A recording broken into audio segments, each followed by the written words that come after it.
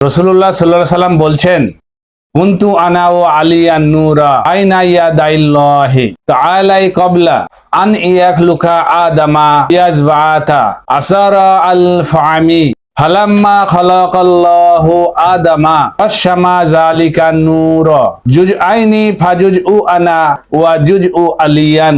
বলছেন, আদমের সৃষ্টি হবার 4000 বছর আগে আল্লাহর সান্নিধ্যে আমি আর আলী একই নূর ছিলাম। তারপর যখন আল্লাহ আদমকে সৃষ্টি করলেন, সে নূরকে 2 টুকরো করলেন। তার এক টুকরা হলাম আমি আর অপর টুকরো হলো আলী।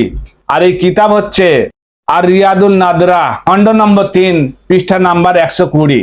রাসূলুল্লাহ এই যে নূরের ব্যাপারে বলে গেছেন, আমি আর আলী একই নূর ছিলাম, কাদেরকে বলেছেন? ওখানে যে সাহাবাগণ ছিল ওদেরকে বলেছে। এইগুলো আমাদেরকে একটু ভেবে চিন্তে দেখতে হবে, এসব হাদিস পড়তে হবে। আল্লাহ জানে আমাদের আহলে সুন্নাত কোন দিকে যাচ্ছে।